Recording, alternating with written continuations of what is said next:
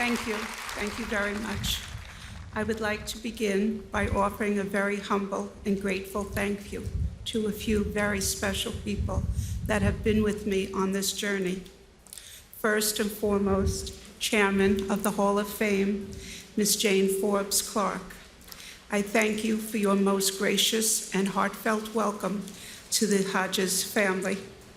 Each and every experience leading to today has been flawless and unforgettable as a result of your dedication and leadership. I'd also like to thank Josh Rawich, Hall of Fame President, who has stood by my side since the beginning in support of my family. Your kindness has always been so appreciated. And certainly not least, two very special people who have held my hand and my heart along the way, John and Whitney.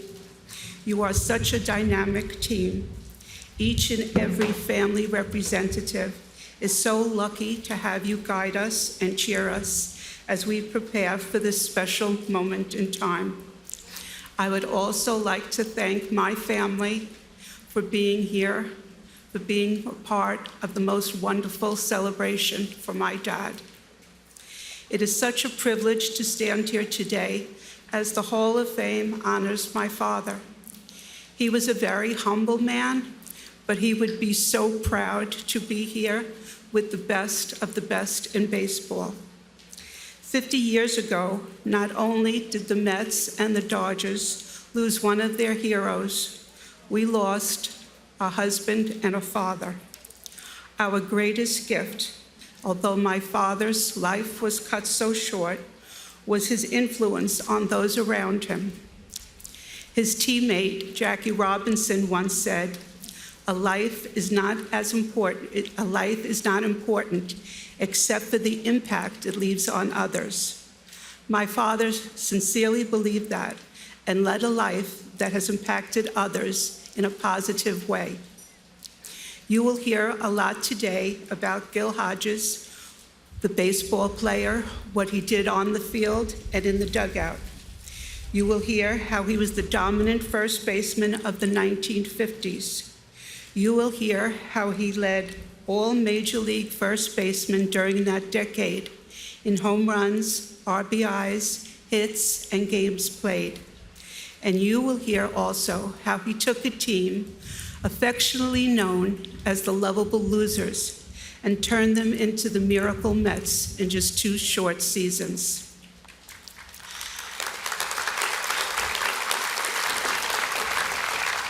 But I am his daughter, and I am here to tell you about the man he was. Nobody loved the game of baseball more than my dad. He worked tirelessly to make it to the major leagues. He achieved his dream, appearing in his first game with the Brooklyn Dodgers in 1943. But he loved his country even more. After his very first game with the Brooklyn Dodgers, he enlisted in the United States Marine Corps.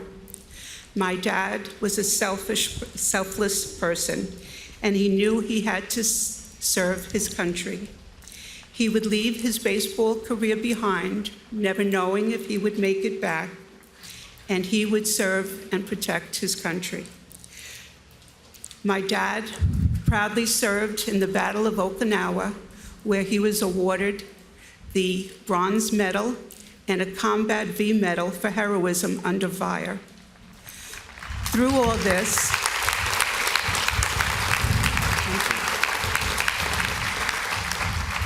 this, my father never lost sight of his faith and his love of people. During his time in Okinawa, he would befriend the Japanese children who were so frightened by the American soldiers. My father would gather the children from the village along with his fellow Marines and teach them baseball. It gave them some joy back in their life where the war had robbed them of. Later on, when Jackie Robinson became the first African American to break the color barrier in Major League Baseball, nothing was more important to my dad than giving Jackie all of his support. We were like family with the Robinsons. Jackie's kids played in our house, we played in theirs. My dad were not only teammates with Jackie, but they were family. My father made everyone feel comfortable and accepting of Jackie when he came to the big leagues. Recently, I heard a story about my dad, which I believe shows the support Jackie had from his teammates.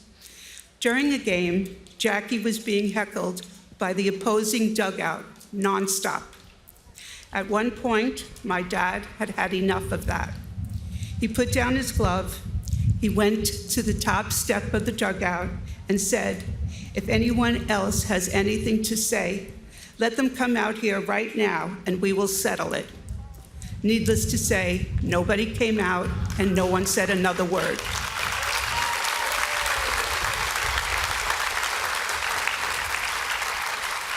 My dad had an open heart for Jackie. They were close until the day my dad passed. On the day of my father's funeral, Jackie cried uncontrollably, saying, "Next to my son's death, this was the worst day of my life." Soon after, my father passed, so did Jackie. Duke Snyder said my dad was a great ball player, but he was an even greater man. He set an atmosphere in the Brooklyn team in which there was never any animosity or jealousy. He was a true leader of men and built camaraderie among his teammates. Everyone wanted to win, but never put themselves above anyone else on that field. My father had a special relationship with the Brooklyn fans. Even though he was from Indiana, he loved Brooklyn and became a part of his community. He went to church there, he walked to the stores, he would take us sledding when there was snow. There was never any pretense about him. He was an ordinary man and everybody knew him. He was respected and he showed respect to everyone as well. When my father slumped in the 1952 World Series, Brooklyn fans loved him. Who goes 0 for 21 and gets a standing ovation every time at bat? That's exactly what happened to my dad. The Brooklyn fans loved my father and they loved their team. So when the Dodgers finally beat the Yankees in 1955 World Series, it was one of the greatest days that Brooklyn had ever known. There was no more wait till next year. So it's easy to understand that when the Dodgers left Brooklyn, the borough lost a piece of its heart.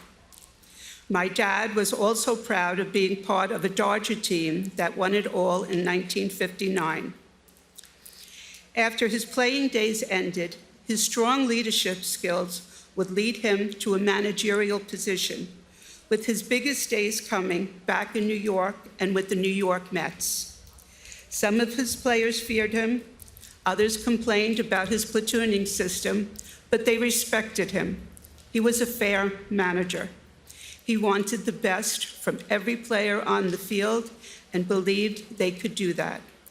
He felt the team owed that to the fans and to the front office. The expectation, you always give 100%. My father already had a reputation for being a stern manager with the Washington Senators. He was very strict on bed check during road trips, and when he found out that 4 of his players had skipped bed check, he held a team meeting the next day in the clubhouse. Never one to embarrass anyone, he told them he was aware that some of the players had skipped bed check, and there was a cigar box on his desk. At the end of the day, he wanted $100 from each of those players.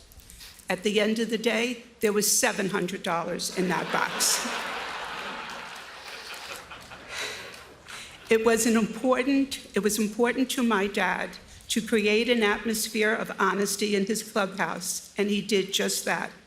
The most important lesson he taught his players and his children: never lie. He would tell us, you need to look in that mirror and have respect for the person you see. I know there are many here today that would agree that my father's finest hour was managing the Miracle Mets of the 1969 World Series Championship. His immediate reaction to my mom, we did it. We brought the championship home, and that's how he felt. He truly loved his team, and he loved managing them. He knew how good they could be and how successful they would be, and now they believed it. The great Met pitcher Jerry Koosman said, Gil Hodges was the most important part of our '69 Met team because he made us believe in ourselves. The '69 Mets did what nobody thought could be done, and that made my father so proud for his team. I am proud today that we have 4 of our amazing Mets with us to honor my dad: Cleon Jones, Ed Kranepool, Art Shamsky, and Ron Swoboda.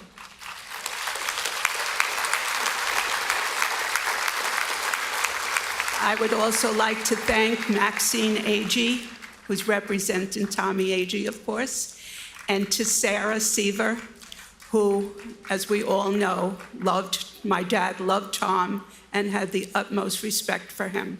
So I'm so happy they are all here.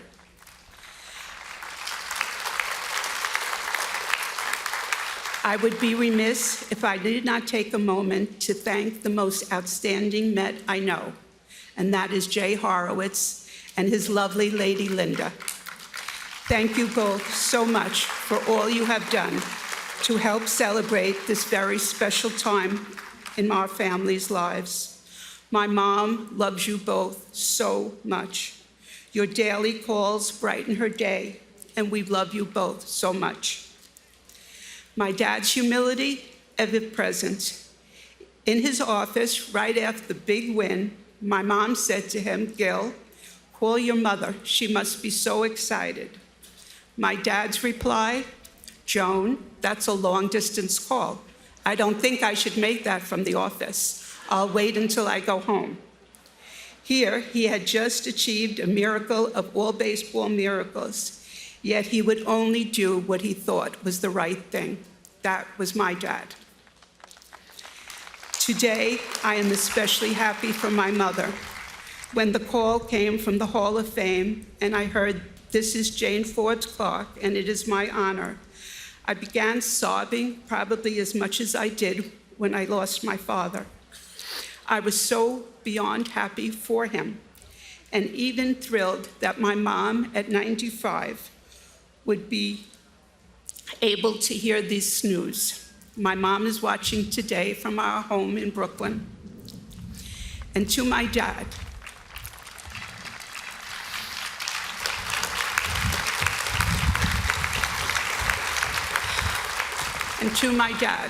I love you so much, and I miss you every day. And I know you are smiling from heaven, now with our sister Barbara, who we miss unbelievably. And without a doubt, I know you're celebrating with Tom and the boys of summer. Thank you.